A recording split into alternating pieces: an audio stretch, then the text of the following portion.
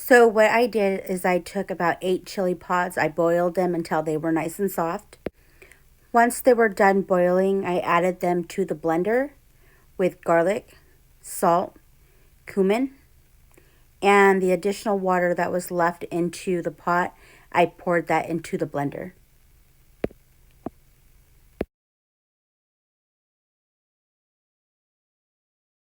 Now that I've added the water to the blender, I'm going to add 3 garlic and half a tablespoon of cumin.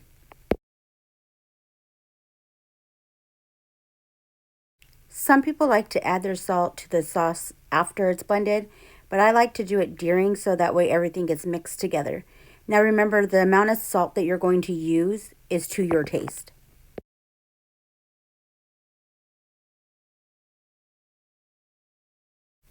So now that it's blending, make sure everything gets blended really well.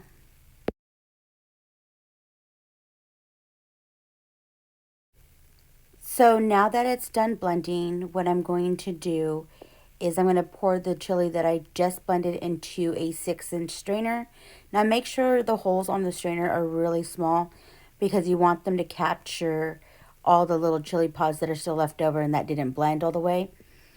So just shake it all the way through. Once that is done, you're going to want to keep that sauce. Now, whatever chili pods are left over and you have a little bit of water left over, you can pour in there to help take out the rest of the sauce that are still attached to the chili pods.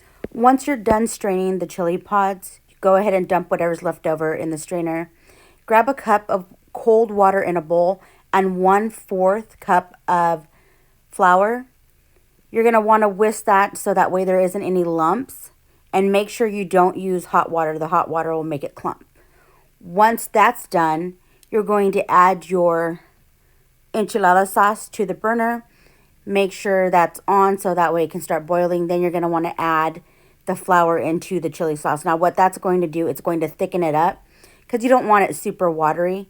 And in a minute, you're going to see how thick the sauce has gotten.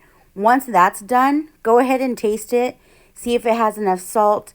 You can have it as thin or as thick as you want. I like mine in the middle. That way the sauce can attach itself and have a better flavor to the corn tortillas that I'm going to be using. Now that my enchilada sauce is done, I'm going to move it over to the side and I'm going to grab a plate. I'm going to use that plate so once I put my tortillas in there, I have somewhere to place them so that way I can start rolling them. Here I'm putting in the tortilla. Now the tortilla is not warmed up. It's just right out of the package. I'm putting it into the enchilada sauce, which is warm.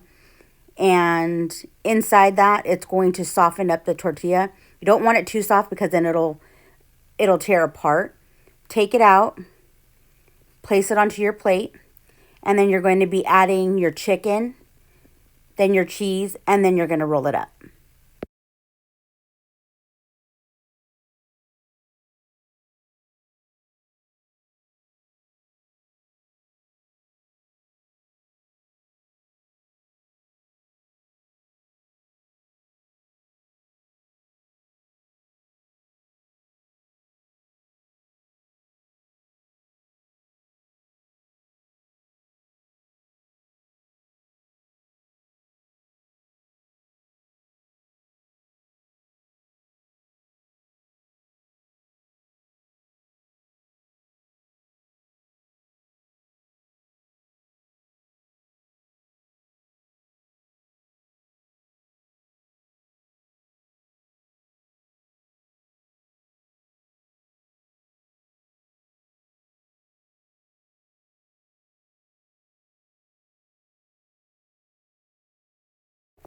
So here's a better view of the enchilada sauce being warm, putting the tortilla, waiting for it to get soft, taking it out, placing it onto the plate.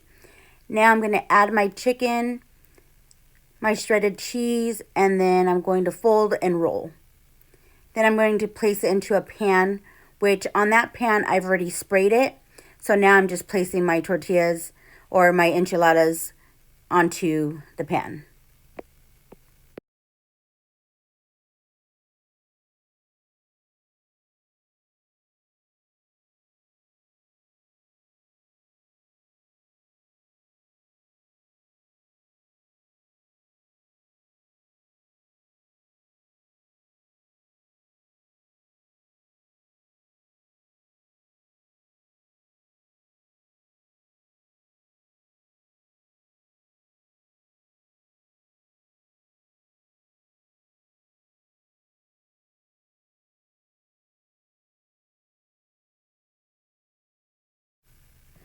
So now that I have all of my enchiladas rolled and onto the pan, I'm going to add some more sauce over them just so that way, it has more flavor to it. And then I'm going to add cheese. Now, if this is the only pan you're going to make and you have leftover chicken, after putting your cheese, you can put the rest of the chicken on top.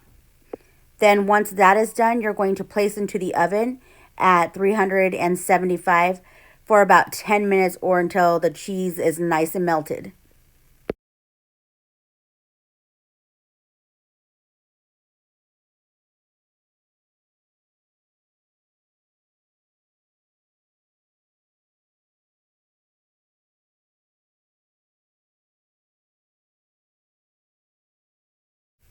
Now that the enchiladas are done and my plate is served, I'm going to add some Mexican cheese. Now you can add any toppings that you want. You can add chopped up lettuce, tomato, you can even do avocado, or you can even make yourself a guacamole and add it on top.